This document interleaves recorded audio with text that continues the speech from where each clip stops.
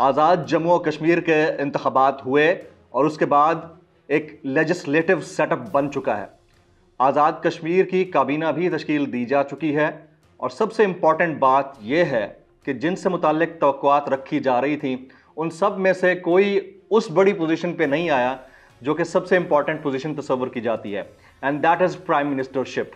اور prime minister کون بنے ہیں ہم سب کو پتہ ہے، سردار عبد القیوم نیازی صاحب prime minister of Azad Jammu and Kashmir ہیں، اور آج کی اس ایکسکلوسیو 1-on-1 نیشنل ڈبیٹ میں ہمارے ساتھ موجود ہوں گے.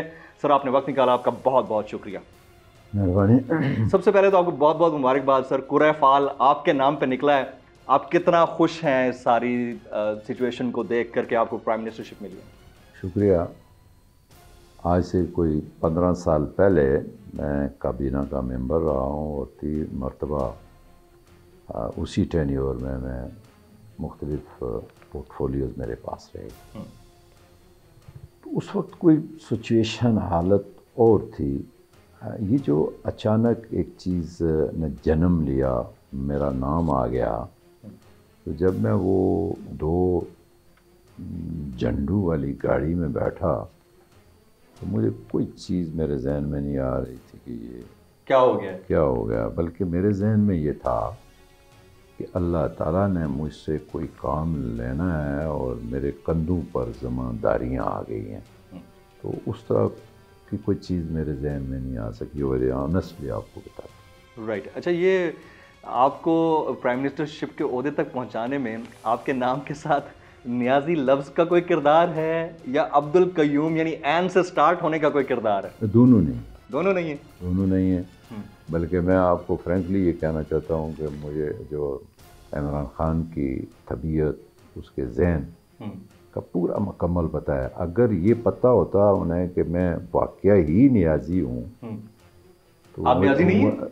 واقعہ ہی نیازی، سن لیں، واقعہ ہی نیازی ہوتا تو میں ادھر نہ آتا. اچھا، آپ نیازی نہیں ہیں؟ میں نیازی ہوں لیکن میں مغل نیازی ہوں. اچھا، مغل بھی نیازی ہوتے ہیں. آج ایک نئی ٹرمنالوجی پتہ چلی. یہ پشاور میں آپ معلومات لے سکتے ہیں کہ مغل نیازی ہیں. تو میرا کوئی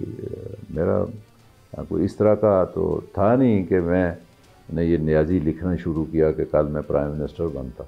اور اگر مجھے یہ پتہ ہوتا تو پہلے سے ہی کاٹ لیتا کہ وہ ہمارے جو پرائم منسٹر ہیں وہ کوئی نہ برادری کی بات کرتے ہیں، ان کو کوئی متاثر کر سکتی ہے، نہ انہیں بہت بڑی شخصیت متاثر کر سکتی ہے، اور نہ ہی یہ کہ وہ اس بات سے متاثر ہوتے ہیں کہ یہ آدمی کتنی اپروچ رکھتا ہے.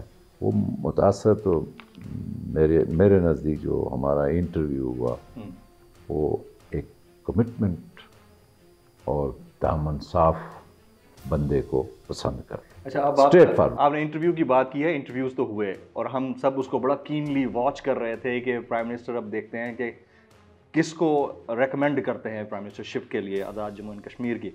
انٹرویو میں کیا پوچھا آپ سے پرائم منسٹر نے، اور کون سی ایسی بات تھی آپ کی جو انہیں پسند آئی اور آپ ریکمینڈ ہوئے پرائم منسٹرشپ کے لیے یہ جگہ؟ یہ کوئی پیپر نہیں تھا کہ وہ واپس مجھے کوئی بتاتا کہ تمہارا پیپر ٹھیک ہو گیا ہے. اس کا مجھے نہیں. سوالات تو پوچھوں گے، وہ تو آپ شیئر کر سکتے ہیں نا. وہ کیا اسیسمنٹ تھی ان کی؟ ان کی اسیسمنٹ جو ہے آپ بہت اچھے طریقے سے جانتے ہیں کہ پنجاب میں کیا ہوا، کے پی کے میں کیا ہوا، بلوچستان میں کیا ہوا. یہ ساری چیزیں آپ کے علم میں ہیں کہ ہمارے جو لیڈر ہیں، قائد ہیں، وہ پارٹی کے چیئرمین بھی ہیں اور وزیر اعظم پاکستان بھی.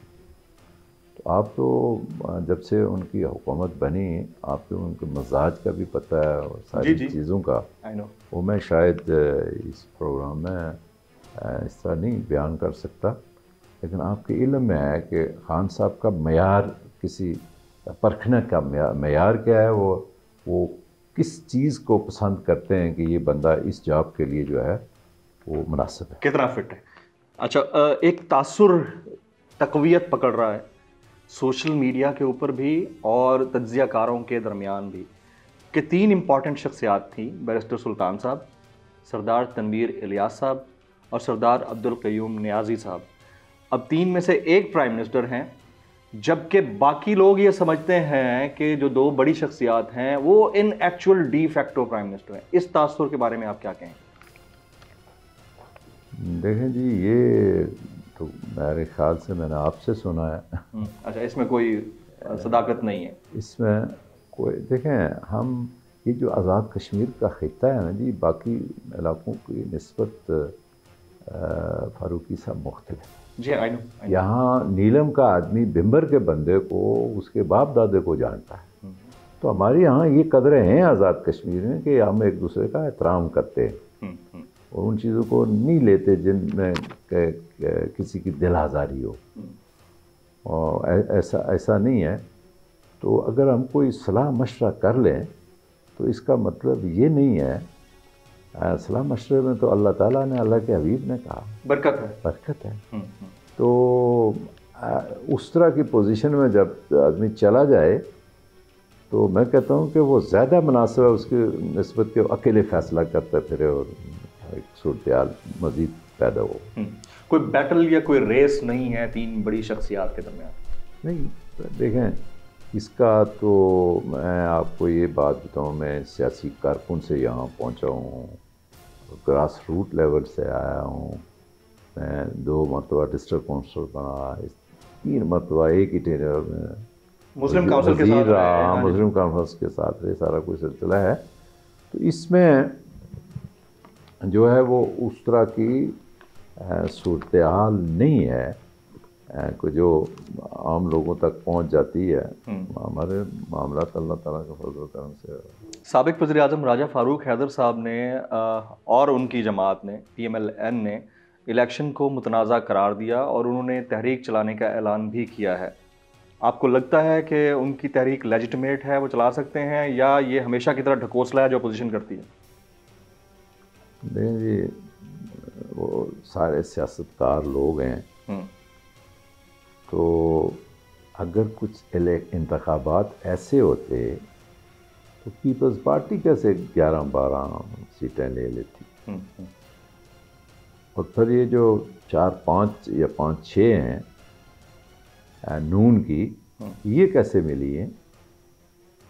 اور میں سمجھتا ہوں کہ اتنا ٹرانسپیرنٹ الیکشن 85 میں ہوا تھا جب اسمبلی آئی تھی. جو اس سے بگ کلیم، 85 کے بعد اتنا ٹرانسپیرنٹ الیکشن ہوا ہے پہلی دفعہ، آپ یہ کہہ رہے ہیں؟ یس، itself it's a breaking news for me. یہ پرائم منسٹر کہہ رہے ہیں. جی بالکل. اور اس لحاظ سے کہ ایسے اقدامات کیے ہوئے تھے جو 2016 کا الیکشن تھا اسی طرح کا انہوں نے ایک سیٹ اپ بنایا ہوا تھا، جس میں میرا جیسا آدمی یہ بات کرنے میں بہت پریشان ہوتا ہے کہ مرکز میں حکومت ہے PTI کی، اور جس کے وزیر اعظم عمران خان ہیں، اور آزاد کشمیر میں جو ہے وہ نون کی حکومت ہے. انہوں نے تمام اپنے جتنے وسائل تھے وہ بروئے کار لائے.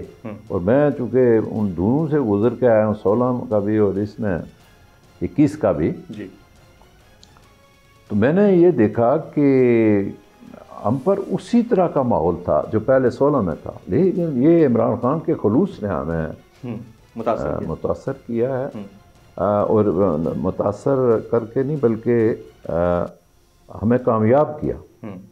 میں آپ کو ایک واقعہ بتاتا ہوں. میری پہلی ملاقات جب PM سے ہوئی بنی گالہ میں، تو ہم نے کہا جی کہ یہ آپ فنڈز دے ہی جا رہے ہیں، مخالف حکومتیں ہوتی تھی تو وہ یہ روک لیتی تھی، آپ دے ہی جا رہے ہیں اور ہمارے خلاف استعمال ہوتا ہے.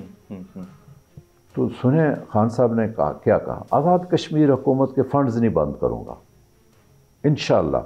حالانکہ اس وقت راجہ فاروق صاحب تھے. یس.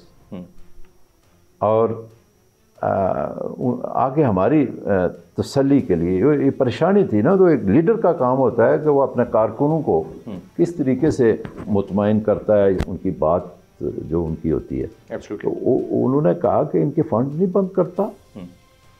نمبر 2، اچھی مہم ہم چلائیں گے اور انشاءاللہ PTI کی حکومت بنے گی اور آپ کو وافر فنڈز دیے جائیں گے انشاءاللہ۔ سبسکرائب کریں اور بیل دبائیں تاکہ کوئی خبر رہ نہ جائے۔